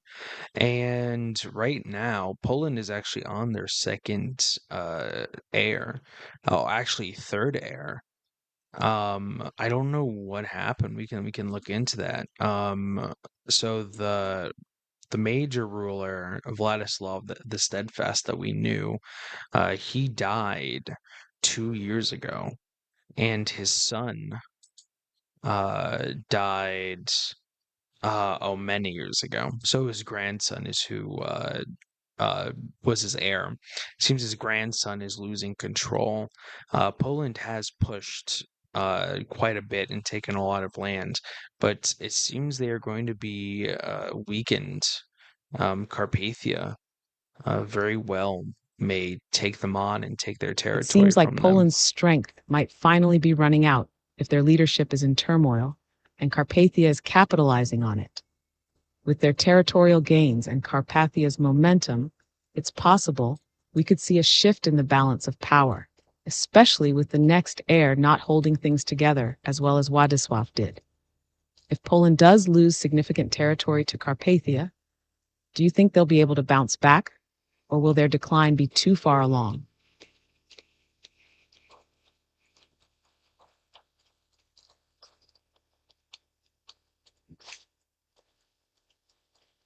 It would have to depend on if Carpathia's ruler, Leonardo the Scolari, survives, uh, and if he dies, if Carpathia can handle that. But moving on to now, probably the biggest empire, Mongolia is bigger, going all the way down um, to almost to India. I'm not great with the map, so I can't fully tell you what that is. But they are also only a few big territories away from reaching Khazria, which is bordering Poland, which is impressive. Um, they've gained a lot of territory. The bad news is High King uh, Batu Sounds like High King Batu um, has really turned Mongolia into an absolute powerhouse, has died. expanding He nearly died to at the age of India and reaching 95, the so he borders of actually Khazaria. died. That's incredible growth, especially considering where Mongolia started. However, if High King Batu's reign is unstable, or if he faces any internal challenges, that could really shake things up. Given how much they've grown, do you think Batu has set Mongolia up to endure long term, or are there cracks starting to show in the empire?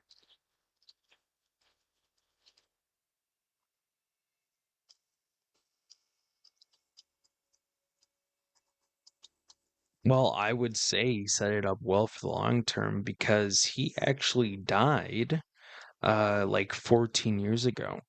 And it's his great grandson who is currently leading Mongolia. He is only 12, but he is High King Batu the Shadow Hand the Second. So his name is pretty big considering the legacy behind it now. Mongolia is the biggest it's ever been. I don't know if they can keep it, but That's interesting. they got a lot Having going such a on. big name as a young ruler must put a lot of pressure on him, especially at just 12 years old. With the empire at its peak, it seems like his regents and advisors will have a crucial role in holding things together until he's old enough to lead himself. If they can manage the internal stability and deal with any external threats, it sounds like Mongolia could hold on to its size for a while. Do you think there are any immediate challenges or rivals on the horizon for Mongolia, especially with their borders touching so many powerful states?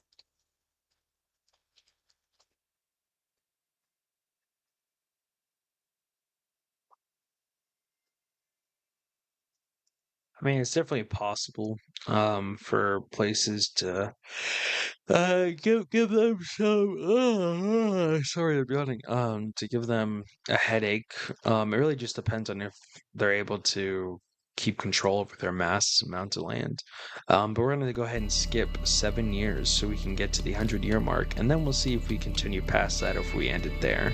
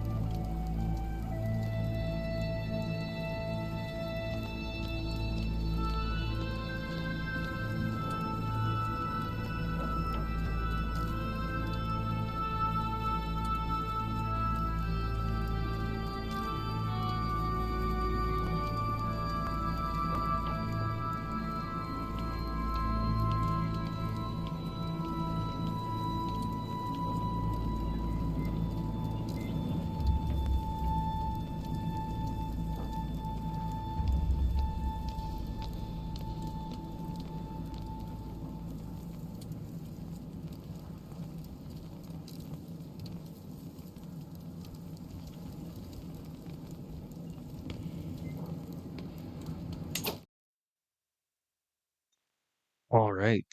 So we're at 967. It has been exactly 100 years. Let's go ahead and check out how everyone's looking now. We go over to Iceland with the Heliodoros and Jarl Alexios the Enlightened the Second, the Shy of the island, is just continuing his family legacy of just completely staying in Iceland, not moving past it, not doing much else.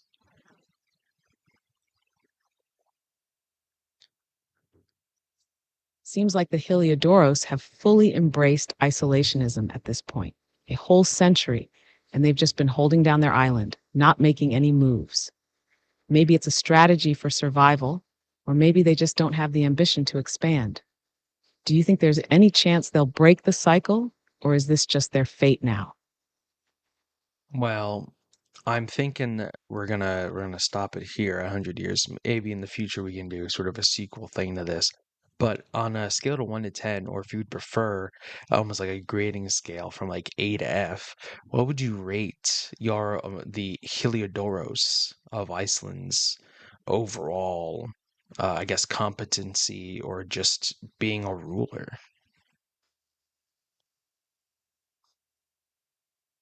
If we're judging purely on survival, I'd give them a solid B. But if we're talking about ambition, expansion, or making a real impact on the world stage, they're sitting at a D, maybe even a D. They never took any real risks or tried to grow beyond their island, which makes them more of a footnote than a major player. So I guess it depends on how you look at it. Do you think their approach was smart or just painfully dull? Painfully dull, I think. The CK3 is a game of being Crusader Kings and conquering and expanding, and it seems like the Heliodoros just weren't into it. So, yeah, in that respect, I agree with your scorings. Might even go a little bit lower than a D, honestly, for the expansion aspect of it. Survival, yeah, they survived. They didn't have that much of a challenge in many situations, but they did what they could. Moving on to England, Conrad the Valiant is still alive at the age of 116, and he has his alliance with Alba. And well, actually, no, Alba is no longer allied with them. So maybe in the future they could have taken Alba, but for now, the MacTavish of Conrad the Valiant of England has taken, I would say, about half of the British Isles and a little county in Brittany. How would you rate them?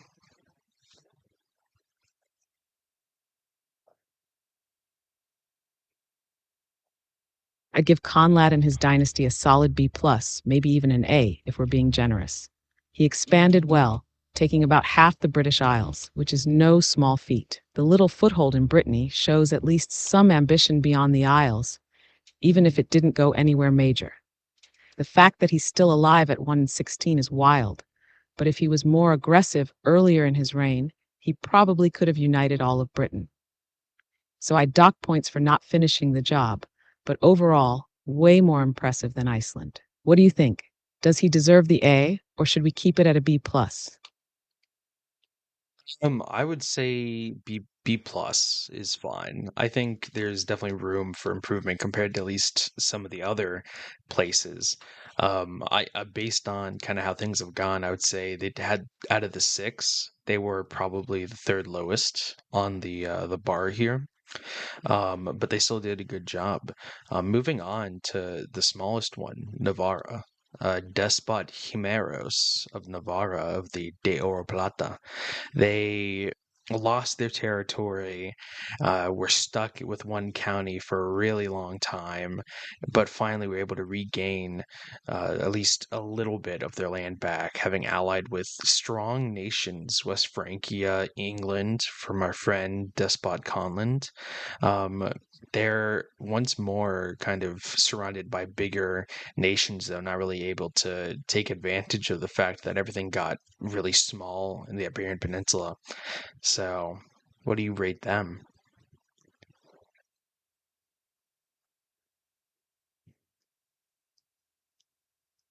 I'd probably give them a C. They get credit for sheer survival, especially after being reduced to a single county for so long. Regaining some land is commendable, and their alliances with major powers like England and West Francia definitely kept them in the game. But at the end of the day, they never really capitalized on the chaos in Iberia. If they had been more aggressive when things fell apart, they could have made real gains. So they did okay, but they were more reactive than proactive. What do you think, C, or do you want to be harsher? I think C is fine. I do respect Navarra's surviving more than I respect Iceland's isolationist. Navarra had a lot more challenges having so many enemies around them. So I would give them a C, and I think that's fair. But moving on to our first empire that was created, Carpathia. Starting with just the small county of Salerno, they slowly took over Italy and the Mediterranean, and then moved all the way up to where Poland is, and took a lot of the Byzantine Empire's territory. Just a huge victory in a lot of ways. Their original ruler, the first of the dynasty, is still alive, Leonardo the Scholarly, and of the Venerati. So how would you rate them?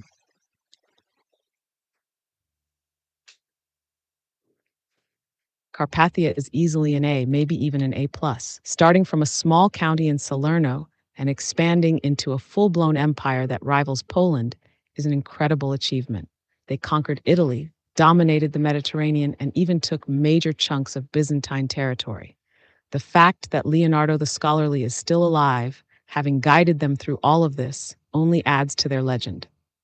They weren't just strong militarily, they also lasted under stable leadership, which is impressive. I think they set the standard for what a great dynasty looks like in this run.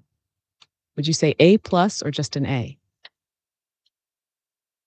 I would say A plus, especially now that you kind of look at it. He very much is attacking Poland, and Poland's a big player in this. And looking at the people he's killed so many people, so many rulers he has killed um, through assassinations and just warfare, which is actually really impressive what he's done. Wow, there's so many people here actually. Um, and he's even killed one of the emperors of the Byzantine one time. That's uh that's crazy. Yeah, that absolutely locks in the A+. Not only did he build an empire from basically nothing, but he also strategically took out rival rulers through war and assassination. Taking down a Byzantine emperor is no small feat either. That kind of mix of military conquest, diplomacy, and intrigue makes him one of the most dominant rulers in this whole run. Well, Honestly, it Leonardo the Scholarly sounds more like Leonardo the Ruthless at this point. His legacy is just insane. With him still alive and pushing into Poland, I'd say Carpathia might be the single strongest power in the region.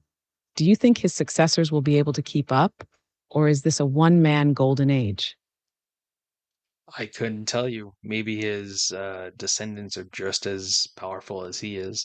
And turns out he's killed two Byzantine emperors, actually. But moving on to kind of their rival, the Empire of Poland. Right now, they are losing wars. They're still very huge, starting with a small county and expanding all the way into Scandinavia, going into Eastern Europe, almost to Asia. They're in Eurasia and expanding almost to Germany as well. They are huge. I would think, based on the way it looks, they might be slightly bigger than Carpathia, but they are starting to lose some of their luster. They're uh, on a, I think, third or fourth uh, heir now, and they're starting to lose their wars. But how would you rate them overall?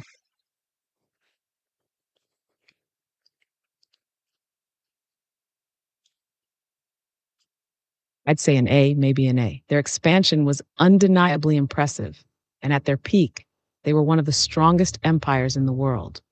But the fact that they're now struggling and losing wars makes it clear that their foundation might not be as solid as Carpathia's. It feels like they expanded fast, but didn't build up the same level of stability. Also, going through multiple rulers quickly, like that suggests some internal instability, maybe succession struggles or poor leadership transitions. If they can turn things around, they could hold on to that A, but if they keep losing, they might start slipping. What do you think? I mean, I agree with you. I think A is fair. I mean, they're just because they're a little bit less than Carpathia doesn't mean they don't deserve to get their respect. If I had to say, I would say like Carpathia is like an A plus and Poland's an A. Um, but moving on to what is the most successful and the biggest empire, Mongolia. Now, King Batu's dynasty, the Shadun, started out with a small county and then expanded to and finally made complete borders with Mongolia, took over Mongolia basically, and then expanded even further, going super far down south of their territory, going west. I mean, they are the biggest and the most successful. And it seems the dynasty has kept it together and has increased in their territory as well. How would you rate them?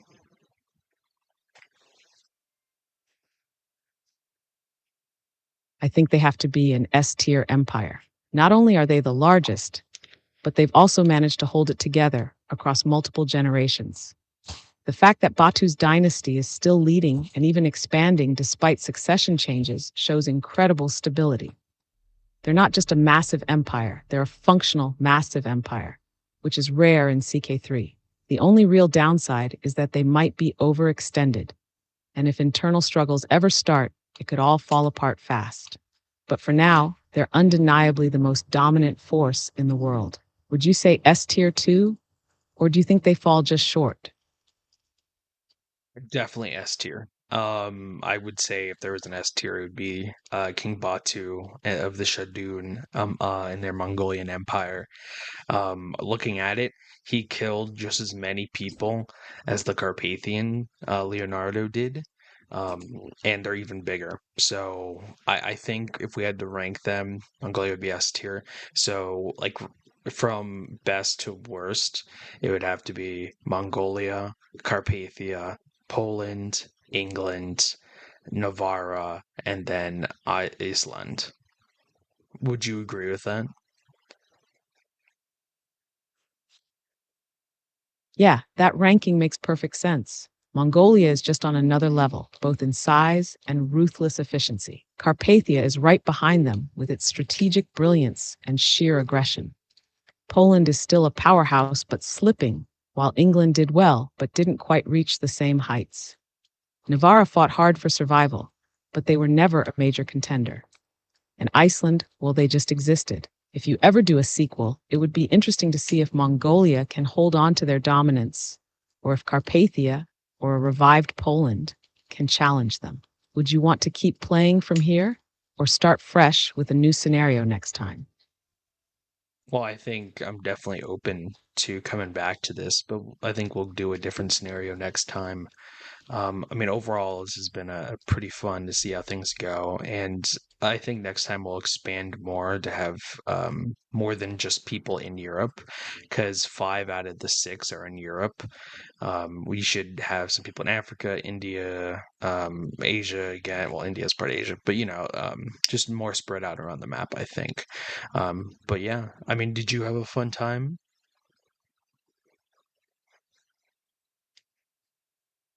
Yeah, this was a blast. Watching all these dynasties rise and fall, seeing who conquered and who just existed.